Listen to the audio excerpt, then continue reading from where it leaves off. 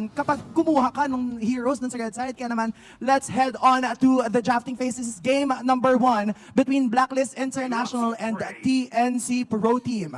Ooh, okay. Open ang Zask for Blacklist International, wala na yung Roger. Pero the thing is, well, yung chip nasa red side man talaga. Sabi ni Wolf, nilulusot yan sa akin.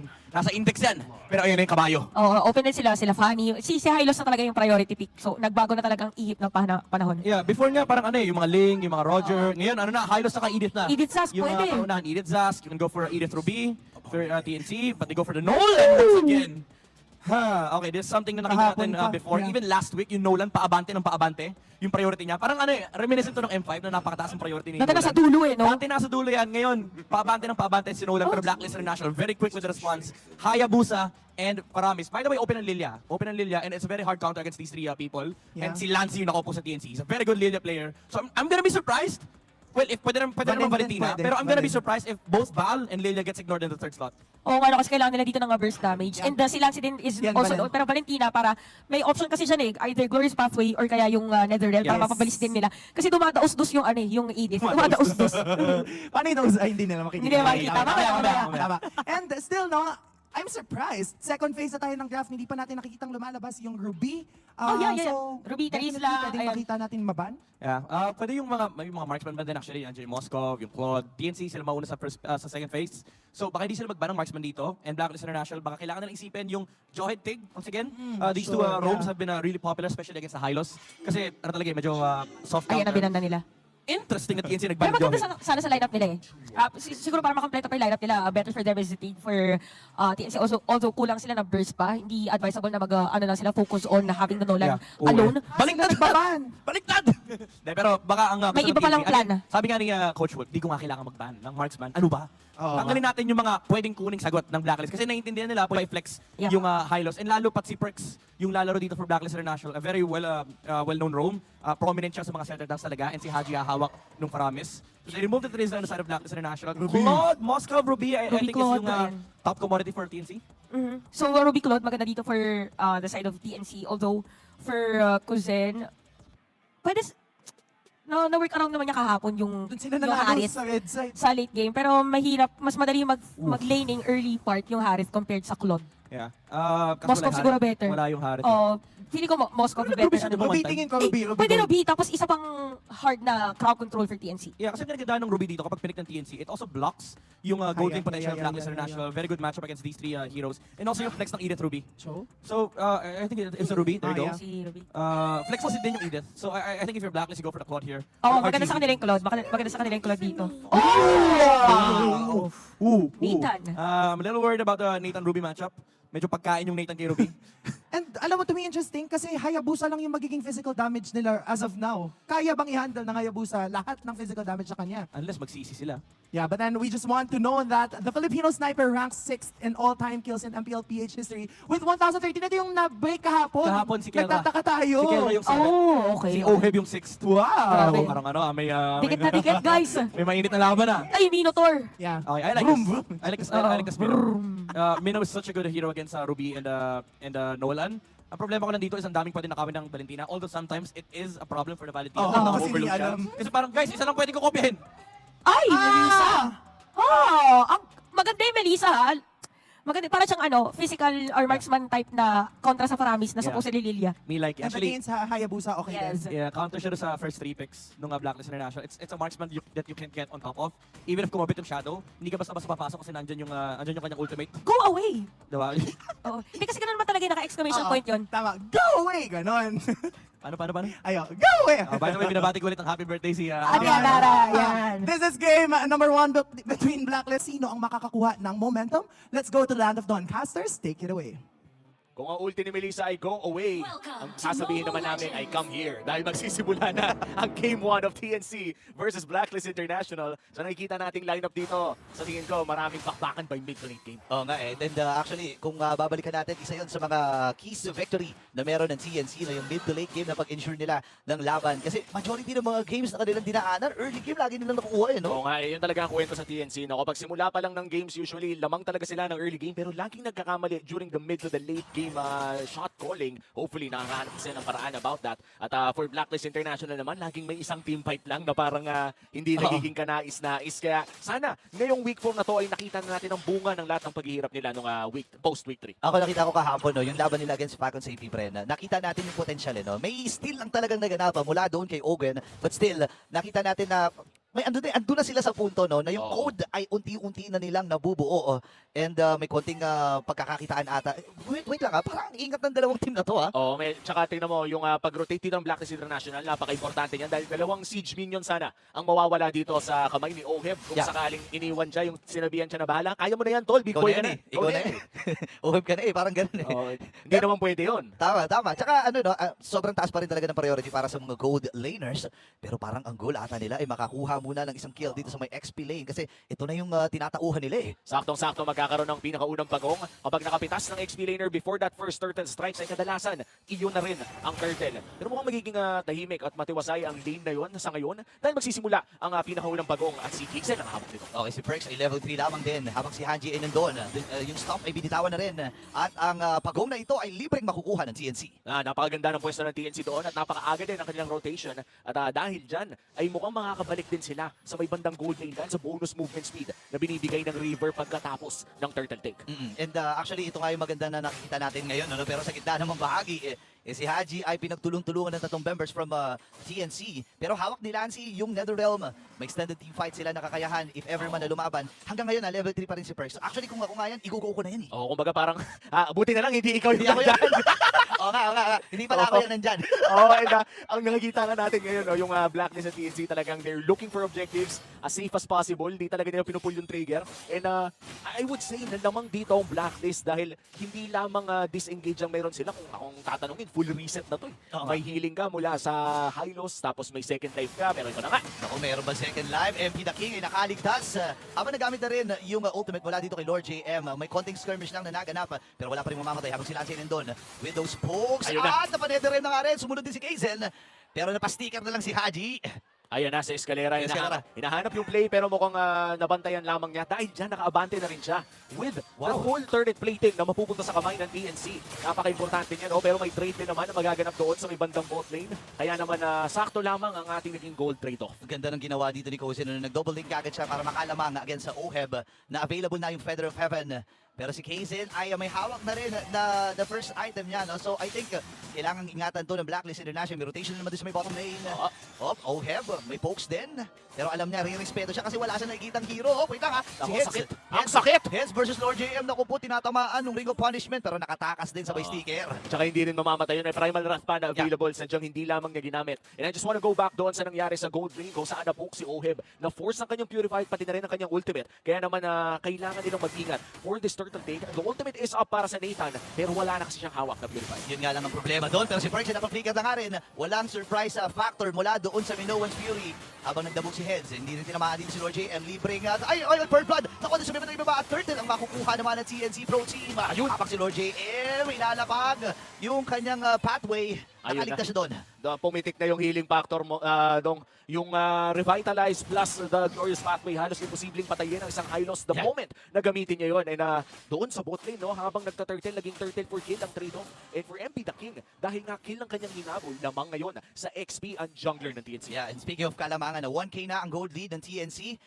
Nakita na natin to time and time again sa lahat ng mga games nila, no, na nakukuha nila yung early game. And isa sa mga keys to victory nila na may panghawakan nila to pagdating ng mid part, the Dawn of Kaizen's Assassin. Sabi ko nga so, hinihiling niya na to eh. Hindi lang naman siya. Kumbaga lahat ng mga junglers natin dito sa MPLPH ay talagang hiniling na pagbabalik to. Pero syempre si Kaizen, siya ang binibida Yeah. for the assassin of TNC. Dahil alam naman na natin sa TNC din nanggaling yung mga ilang batikan na assassin user ngayon Oo nga. sa ating liga. Kaya naman hindi na malayong kayang-kaya din gawin ng TNC yung mga ginagawa ng iba ngayon. Oo nga pala, no? Remember, dyan din si SD na nagpauso ng Demon Slayer noong mga panahon na yun, di ba? Oo. So, I think, ito na yung, kumbaga sabi mo nga kanina, no, may stats base ang roster na naiharap sa atin ngayon ng TNC. Parang feeling nila, ito yung gumagana talaga Oo. based on numbers, pero may kung sila gagawin Ayun, na no! attack! Pero napa-purify na rin itong si Haji. May mga kits na nagamit. Actually, yung Escalera lang. Pero hihinga muli ang TNC at ang Blacklist. Medyo mababa ang ating kill score sa larong ito. Ito pala ang pakiramdam ng para tayong nanonood ng soccer, kapatid. Oo nga, bagal. Mga rotation ang ating pinasinusubaybayan. Escalera, medyo nahilo pero mukhang ang Torre pala ang kalaban dito ng Blacklist International. That's another objective down for Blacklist. Yeah, objective lang talaga nila to. Parang bumabalik sila doon sa ruta na ano, no. Kung titingnan mo, medyo may kabitinan pagdating doon sa aspeto ng ano ng team fight, ano. Pero ang goal lang nila ay kumuha ng objective. Pero kasi si Kaizen, pangatlong pagong niya na to. Oo. Pangatlong pagong na ito ng TNC at masayang-masaya si Kaizen sa mga nangyayari. Hindi lang mga shield ang nakukuha, kundi XP pati na rin gold for the entire team. Kaya naman mas nakikita natin ang gold lead na pumapabor sa TNC. Pero kung titignan natin ang 1.4k gold lead na to ay still anybody's game. Ito yung pag team fight, may malaking chance pa rin na makabawi ang Blacklist dito. Pero mukhang dinadaan talaga sa map control, sa mga torre ang gusto nilang makuha. In fact, in late game, dapat si Ohib. Oo nga, no, kung iisipin mo, napakasakit talaga niya, pero naramdaman ni Lord JM yung sakit. Nakapata members mula dito sa TNC. At isang bigla lang napatay itong si Lord JM.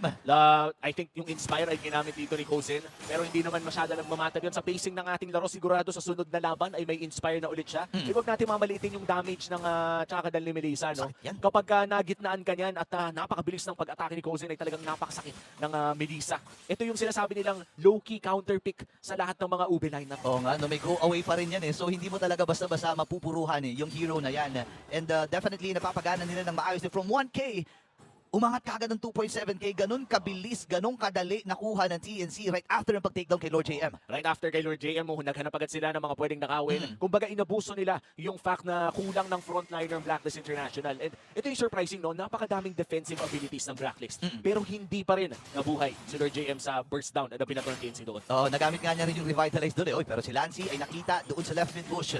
Itong si Perks, alis na rin muna siya. And ang TNC ngayon, kumbaga, ito na yun eh, no? Nabasa nila eh. Sabi, early game kasi lagi nating nakukuha eh. Oo. So ngayon, bagalan natin, kalkulahin natin yung mid game, kailangan nating makontrol to para maipanalo natin itong laban na to. Okay, napakaganda ng control nila around the bushes in the Lord area. Lord JM! Ay! Hindi tinamaan doon, pero napaflicker na rin itong si Escalera. Alam niya na nagkaroon ng misplay, pero aatras muna dito ang TNC. Wala yun for the next 110 seconds yung kanyang flicker.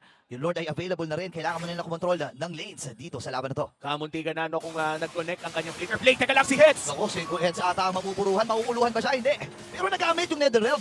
Kaya lang ito ata yung reason na inaantay ng Blacklist. Oh, wow. Sila na naman. Parang tago parang ating napapanood dito. May hatak, may pagbalik. At si Percy ay mamamatay doon sa naging team fight na yun na pa-Netherrealm na nga rin. Ang Blacklist International. Pero may concede pa si Escalera. Naghahanap pa sila dito Naghahanap ng isa pang kill, pero mukhang hindi na nila itutuloy. Hindi na. And napakaganda ng pag-engage doon ng TNC. No? You had 4 people na meron pa namang mga mobility spell. Tuloy-tuloy kay Lord JM. The Revitalize is used as well. Nako, yung I'm offended na gamit. Atras muna si Lord JM and si MP the King. Pinaparamdam lang. Oheb. Pero nararamdaman na rin yung mga pokes mula dito kay Oheb. Down to 30%. Itong si Escalera.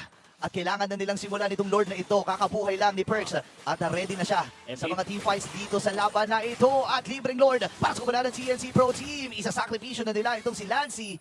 Para doon sa bigger objective. Good trade for TNC. Isang kill lamang ang kanilang giniba para makuha ang first Lord of the game.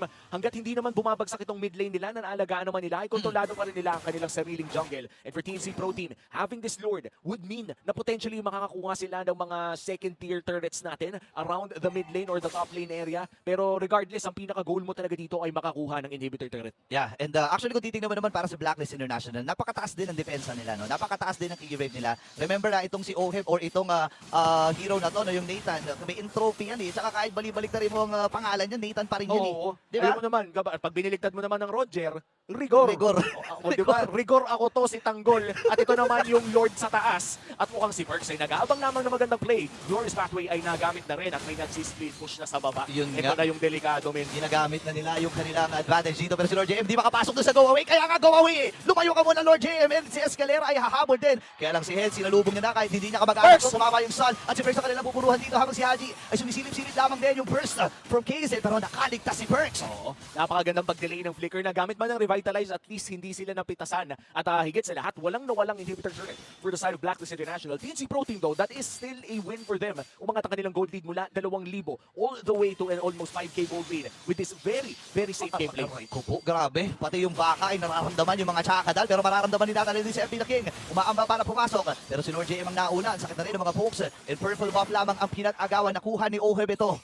Pero ang maganda, walang purple buff si MP the King. Oo, kumbaga hindi pa rin napunta sa karapat-dapat na may hawak ng purple buff na yon. And for Heads, no, I just want to commend. Napakaganda ng placement niya sa Shadow. Kumbaga inabangan niya, hindi siya nag-engage sa kalaban. Inintay niya kung pupunta doon si MP para agad-agaran niyang ma-stun. Kaya naman nailang yung Hayabusa sa buong teamfight na yon. And that is one of the small things na ito yung mahirap ipaintindi sa mga ibang baguhang manlalaro. Yep. Sometimes your presence, kumbaga yung nakatayo ka lang doon, hindi ka bumabato ng abilidad, is more than enough na gawin mo sa isang teamfight. Oo nga no. Kumbaga, wala kasi idea yung kalaban kung sino yung mga tao doon, lalo na sa control. Sa control pagdating sa mga river, 'di ba? Yan yung isa sa mga basic fundamentals talaga na dapat matutunan mo no bilang isang MLBB player. Pero alam na rin ng Blacklist International and TNC yung mga dapat nilang gawin dito. Marami na silang mga natutunan. Ang dami na nilang mga nabigong laban at ngayon nila kailangan i-apply lahat ng kanilang mga natututunan sa bawat laban at hamon na kanilang dinaanan. Ito yung masasabi natin na nagpa-flashback na lahat ng mga pre-practice. Oo nga. Kumbaga sa anime, ito na yun. Kumbaga, ito na yung Training arc tapos na yung tapos training na arc. yung training arc. Ito na dapat yung laro na kailangan ng makuha talaga yung panalo. At ngayon, sisimula na nga yung Lord. No, this is the second Lord of the game. Already Luminous Lord at kontrolado ng TNC ang kalahati ng side na to. Ito napakaganda din ng response ng Blacklist. Hinihintay na lamang nila si MP. Yeah, and wala pa ring hawak na ultimate ditong si Lancy. Any moment pwede niyang kunin yung yung Minoan's Fury or even yung Netherrealm mula dito kay Haji. Pero kokontrol sila dun sa may bandang gitna. Mapipilitang mag-react ang ilan sa mga members dito ng Blacklist International and yung bottom lane. Hindi natin sure kung sino yung nakalamang doon kasi wala atang nag-slow push no? Wala Wala. nag-slow push sa baba, di ba? Pantay lang halos Pantay. ang ating mga side lanes. Kaya naman isang team fight lang ang pwedeng sumira ng buong larong ito. And with the junglers already holding their buffs, isang pagkakamali na lang ang inihintay ng parehas na kupunan. Lancy nag-aabang din and si Heads. Medyo malayo dito itong si Kaizen. Pwede sila uling mag-control ng lane dito sa may bandang gitna. Pero lumalayo na rin Nagkakalat-kalat na rin dito ang Blacklist. Perks, nasa harapan ng dalawa si Heads Oh, no. ay nakita na rin si Lord JM. At in terms of Lord control ay pantay pa rin naman ang nakikita natin from both teams. At mukhang nagpakita si Oheb sa mid lane. Kaya naman magro-rotate ang TNC sa may bandang itaas. At sama-sama lamang sila. Lord JM sinimulan na ang Lord. At mukhang ito na nga ang simula ng sayaw! Kita nila na kung si Kaizen. Napawinter crown na pero natatatalon siya doon mula doon sa Minoan's Fury. Oheb will secure that kill. Habang si Lord JM napupunuhan din. Kailangan matras dito ni Oheb. Dahil si Heads ay nasa may bandang harapan pero mamamatay sa dalawang members ang tutumba. Same with the Blacklist International na isa naman para dito kay Lord JM. Lancy! Habang si Lancy nakikipag 1v1 kay MP the King pero 4v3 ang magiging laban na ito. May kalamangan in terms of numbers. Kaya lang nag-react na rin doon sa gitna itong si Oheb. Wow, what a play coming in from Haji. Finding Kaizen Wow. in the wrong time. At dahil dyan, walang jungler ang TNC in the second Lord of the game. Pero sa naman damage ni Kaizen, mukhang kailangan nilang hanapin yung marksman ng TNC kung gusto nilang simulan ng Lord na to. Okay, pinapatagal nila. Mabubuhay na rin itong si Kaizen. Same with Heads. Makakaabot pa ang jungler dito ng TNC. Napakabagal ang nagiging laruan. Kaibahan sa ilan sa mga games na nakita natin. 4-3 pa lang score. Low scoring game to. Very low scoring game. But here comes the Ugi Shadow Shadow Kill. kill. Ayan na si Kaizen. Ako nagamit shadow kill, pero critical itong si Kaizen. Kailangan niyang umatras. Mapipilitan ba siyang mag-recall dito? Hindi. Kailangan niya lang munang kunin at mag-regenerate ng kanyang buhay with those spell vamps na meron siya. Habang si Kaizen ay nandito na rin. 5 laban sa 5 na naman to. At ang ganda ng ginawa doon ni Kaizen, no? Yung micro na pinagre-reset niya yung orange para mas maka-lifesteal pa siya ng dagdag. Yun yung mga sinasabi nating veteran moves eh. Veterans, no? Yung mga, kung pinatay niya lang yun, hindi mapupuno yung buhay niya. Oo, nireset mo para may next life tsaka may next na na makapag-regen ka kagad, no? Makapagkuha ka kagad ng help doon. Pero again, in terms of control, yung top lane ay nakakontrol din. Pero kung sino Ayan na. gagamitin, sino? JM na! Ang kanila pumunta rin nagamit na rin dito ni Vitalize at kailangan niyang umatras. With that glorious pathway ay nailigtas itong si Lord JM at ang buong kupunan ng Blacklist International. Let's go away and the I'm offended already Dalawa. out for TNC. Napakalaking bagay ng mga ultimate na yun. At kalahating buhay na lamang para sa Lord. Blacklist International ang may hawak nito pero mukhang mid lane ay kanilang pupuntahan ng bagya lamang. At babalik din naman dito sa Lord. Here comes MP the King. Ayun na yung shadow kill. Nasolo! Nasolo niya yung shadow kill. Hindi sumanib doon sa kay Kaizen. Habang ito na ata ang pagsugod ng Blacklist International. Talo naman ng Minoan's Fury at mamamatay rin si Heads. Same with Escalera. Tatlo na kagad ang naisama doon sa hukay. At ito na nga Ganda mula. ata ang pagkakataon ng Blacklist International. At may burst din na ibibitaw si Kaizen. Cutting the minion waves. Grabe yung ginagawa ni Kaizen dito. Ayun na, Kaizen, hindi siya masyado nakapunta sa teamfight na yun dahil masyadong mabilis ang mga pangyayari. Pero Yeah. hindi naman na-end din dahil sa mga nagawa niyong pagkat at pati na rin kay Kaizen na pag-clear. But this time around, this will be the Lord going to the hands of Blacklist International at mukhang pinapatagal pa nila ng konti. Oo, pinatagal nila, no? Para hindi nga naman lumabas sa 44, no? Kasi 17 minutes and 44 seconds dapat lalabas, eh. So, ang goal nila dito, mabuhay si Lord JM, mabuhay lahat, and makipag, 6v5. Kasi kasi kasama nila yung Lord. Oo. And for Cozen, no, ito na, yung Melissa. Huling beses na nilaro ito ay galing pa kay Eman. Wow! Na nasa ibang region na ngayon. In a lower bracket final na playoffs, kalaban ng Echo. At kaya ngayon na nagbabalik siya against a Paranes, alam naman natin na this is a good counter pick to the Netherrealm. Oh, pambasag talaga ng Netherrealm. Nung panahon nata doon, ng Colt Altar pa di ba? Oo, Colt Altar na may kulto pa si Paramis. May kulto pa si Paramis Pero ito na yung Lord na Luminous. Level 2 Lord sa may bandang gitna. Kailangan magsama-sama ng TNC dito. Pero ang ganda ng flow doon sa may bottom lane at sa may top lane. Inaantay na lang natin saan magre-react ang TNC. Lord JM checking the bushes, but this is a 5-man death push. Oh, no. Rekta Lord muna sila. Naku, medyo delikado. Makakadamba yung Lord. At ang TNC ay kailangan din kumapit sa kanilang base. Ilala mo yung Glorious Pathway. Habang si Hajay nandun, MP the King, umaamba din lamang with that shadows. Pero mapipigilan nila ang pagkakabasag dito sa may bandang ibaba. Successful defense para sa TNC. And one inhibitor turret down pa lamang ang nagaganap. Pero si Nancy! Ay, Si Nancy! Full sakit. Pero yung shadow ay nandun, MP the King. Ugi shadow ginagamit na kanya pero yung Netherrealm ay napagsaluhan. And this time si Nancy ay aatras din. Dito na pabalik mula sa Blacklist International. Pwede sila mag-transition sa may bottom lane. And doon sa may top lane. At kumakatok na muli sa base ng TNC. Nagkasunugan na ng mga battle spell in that last team fight. And in this 19-minute game ay hindi pa rin tayo nakakita ng clear winner dahil 1,000 pa lamang ang lamang ng Blacklist International. Pero para sa akin yung kalamangan ng 1,000 hindi na nagmamatter yun kasi unang-una basag yung gitna, basag yung ibaba, yung Mega Minions na kasama ng Blacklist magiging masakit sa ulo dito ng TNC at ito na naman yung nangyayari. Early game, hawak ng TNC, up, papunta dun sa mid game, hawak pa rin nila. Ngayong kumakatok na tayo sa late game, nabitawan nila isang crucial team fight lang. And ito yung mga hindi na ma-explain ng Hindi CNC. na. Kasi at this point, alam naman natin kung bakit nangyari. Kita Oo. naman sa laro, di ba? Pero ang tanong ngayon, bakit nangyayari ng paulit-ulit? Oo nga. Di ba? At this point, syempre, hindi naman natin alam kung ano yung mga nangyayari sa loob ng laro. Pero for TNC, they really have to snap out from that. Kumbaga, kailangan na makahanap sila ng paraan na hindi na maging ganun yung sitwasyon. Dahil nakakahinayang yun, Min, yung nakaambakan pa kayo. Oo nga nakita ko parang 5K something ang gold lead ng TNC kanina bago mangyari yung unang salubungan ng 5v5 na to doon sa Lord. And again, hawak ng Blacklist International yung gold lead. Pero ang maganda dito kasi yung mapa, hawak din ng Blacklist International. 80% ng buong kamapahan ay makokontrol ng Blacklist. Actually, kahit di nga nila pansinin yung gitna at ibaba, lalamang at lalamang yung waves nila di ba? Pwede nilang isayaw ang Lord na to na matagal para makalamang sa waves. Pero mukhang nakapag-set up naman ang TNC Pro Team dito at agaran na naman tayo makakita ng possibility. Okay, and trophy, pinang-check dito ni Oheb. O nga naman kasi ang bilis din lang ng cooldown ng trophy na yan. No? So gamitin mo lang ng gamitin. At nag-aantay din lamang ang Blacklist International ng magandang oportunidad para sa kanilang kupunan. Pero nakita nila si Cation sa baba Crucial information Nakita coming nila. in from Blacklist. Alam nila na 4v5 to, kaya naman umabante si Lord JM at mukhang may control na sila around no. this Lord area and in the LBM as well. Oheb nagpakita, pero nandyan lang si Haji at Perks na ready umalalay sa kanyang marksman. Okay, nasa likuran itong si Okozen. Binabantayan siya dito ng Escalera. Kasi alam nila na may kakayahan ang Blacklist na mag-dive. Dahil nga doon sa sa ultimate ni Lord JM and at the same time yung mga shadows ni MP the King. So todo protection ang ibinibigay nila kay Kozen. May reset na naman na magaganap pero yung flow sa baba, yung flow sa baba. Oo. At ilang beses na rin tayo nakakita ng mga games na natapos dahil din dito. TNC Pro Team.